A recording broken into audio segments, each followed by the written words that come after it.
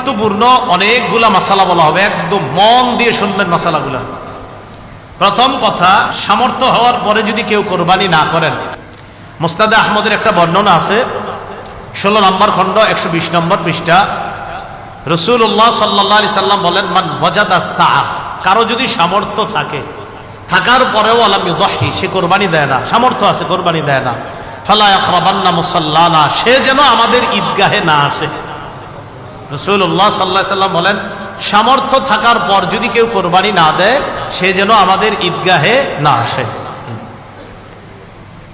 এখন কোরবানি কার উপর ওয়াজিব, খুব মন দিয়ে শুনবো আমরা। প্রাপ্তবয়স্ক সুস্থ মস্তিষ্ক সম্পন্ন ব্যক্তি, প্রাপ্তবয়স্ক সুস্থ মস্তিষ্ক সম্পন্ন ব্যক্তি, সে যদি নেসাব পরিমাণ মালের মালিক হয়, তার উপর কোরবানি দেওয়া ওয়াজিব।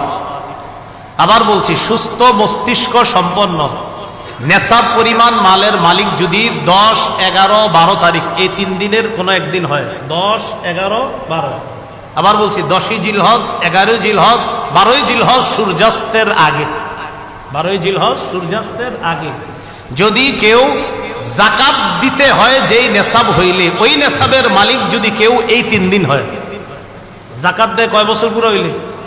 1 বছর। এটা 1 বছর না, মাত্র কয় দিন? 3 দিন। হ্যাঁ, 3 দিন, 10, 11, 12 জিলহজ, এই 3 দিন যদি সুস্থ মস্তিষ্ক সম্পন্ন বালেগ বালেগা নারী পুরুষ তাদের কাছে যদি নেসাব পরিমাণ সম্পদ থাকে, তাদের উপর কোরবানি দেওয়া ওয়াজিব। মনে থাকবে তো? আল্লাহ আমল করার তৌফিক দান করেন।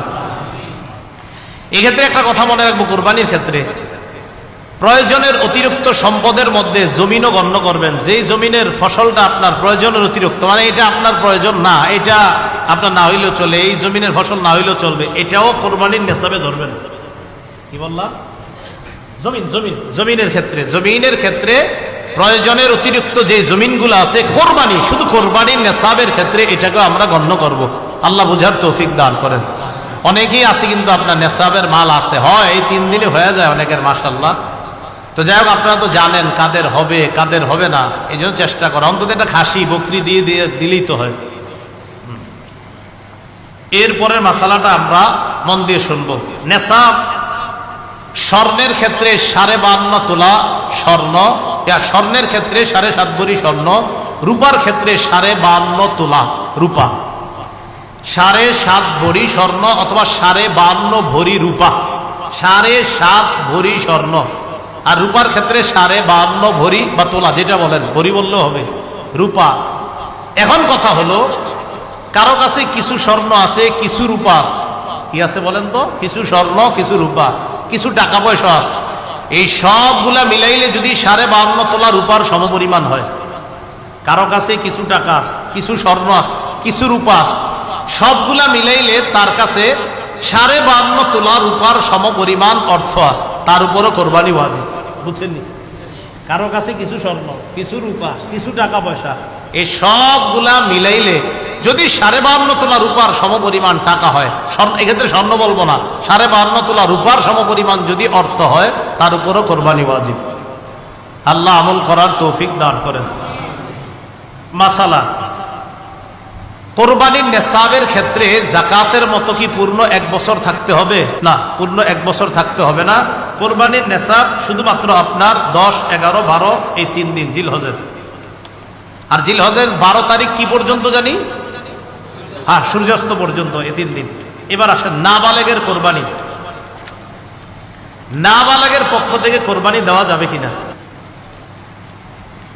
নাবালেগ যদি নেসাব পরিমাণ মালের মালিক হয়, নাবালেগ যদি নেসাব পরিমাণ মালের মালিক হয়, শিশু কিশোর অথবা সুস্থ মস্তিষ্ক সম্পন্ন ব্যক্তি না, এমন ব্যক্তির টাকা পয়সা আছে।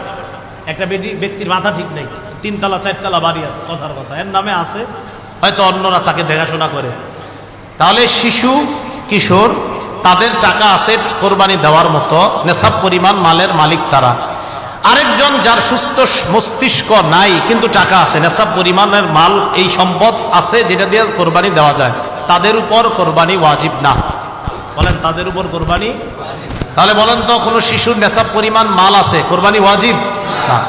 কোন অসুস্থ যার মস্তিষ্কটা সুস্থ না তারও নেশাব পরিমাণ মাল আছে, কোরবানি ওয়াজিব। কারণ কোত্থেকে বের হয়েছে? বর্তমান হিসাব অনুযায়ী প্রায় 78 কিলোমিটারের কাছাকাছি। 78 কিলোমিটার, কিলো যেটা আপনাদের এই রাস্তাঘাটে এখন লাগায় রাখে কিলো, তাহলে 48 মাইল, বলেন 48 মাইল, আর কিলো হইলে প্রায় 78 কিলোর কাছাকাছি।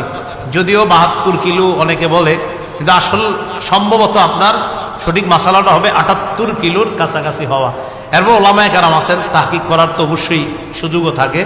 তো যাই হোক 48 মাইল তো মনে থাকবে, 48 মাইল এটা ঠিক আছে। তো কেউ 48 মাইল দূরত্বে যাওয়ার নিয়ত করে গন্তব্য থেকে বের হয়েছে, আর কিলো অনুযায়ী বললাম কত, প্রায় 78 কিলোমিটার। এই পরিমাণ যাওয়ার নিয়তে বের হয়েছে, তার উপর কোরবানি ওয়াজিব না, তার উপর কোরবানি ওয়াজিব না, না তার উপর কোরবানি ওয়াজিব না। এরকম মুসাফিরের উপর কোরবানি ওয়াজিব না।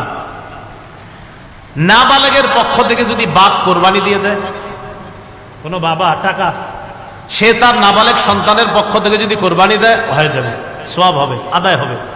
কোন বাবা তার নাবালেগ সন্তানের পক্ষ থেকে কোরবানি দিলে কোরবানি হয়ে যাবে। বলেন এটা মুস্তাহাব, বলেন হুকুমটা কি? এই আমলটা যে করবে বাবা শিশুর পক্ষ থেকে, এটার নাম ওয়াজিব হবে না মুস্তাহাব? হ্যাঁ মুস্তাহাব। কোন নাবালেগের পক্ষ থেকে তার বাবা যদি কোরবানি দিয়ে দেয়, বলেন তো আপনারা এটার হুকুমটা কি হবে? মুস্তাহাব। মাশাআল্লাহ। দরিদ্র ব্যক্তির কোরবানির হুকুম, এটা একটু মন দিয়ে শুনেন। দরিদ্র ব্যক্তির কোরবানির হুকুমটা খুব মন দিয়ে শুনেন। প্রথম কথা, দরিদ্র ব্যক্তির উপর কোরবানি ওয়াজিব না, কারণ তার কাছে নেশাব পরিমাণ সম্পদ নাই। কিন্তু যদি সে কোরবানি করার নিয়তে কোনো পশু ক্রয় করে, আপনি কে কইছে কিনতে, কিন্তু আপনি কিনছেন, দরিদ্র ব্যক্তি, তার উপর কোরবানি ওয়াজিব না, কিন্তু উনি কোরবানির নিয়তে একটা পশু কিনছে, তাহলে কোরবানি ওয়াজিব হয়ে যাবে এটা দেওয়া। দরিদ্র ব্যক্তি যার উপর কোরবানি ওয়াজিব না, তিনি যদি কোরবানির নিয়তে পশু ক্রয় করে, তার জন্য এই কোরবানি পশুটা কোরবানি করা ওয়াজিব হয়ে যায়। মনে থাকবেনি? তাহলে বলেন তো দরিদ্র ব্যক্তির উপর কি কোরবানি ওয়াজিব? না। যদি কিনে, তাহলে ওই পশু কোরবানি করা কি হয়ে যায়? ওয়াজিব হয়ে যায়। আল্লাহ বুঝার তৌফিক দান করেন।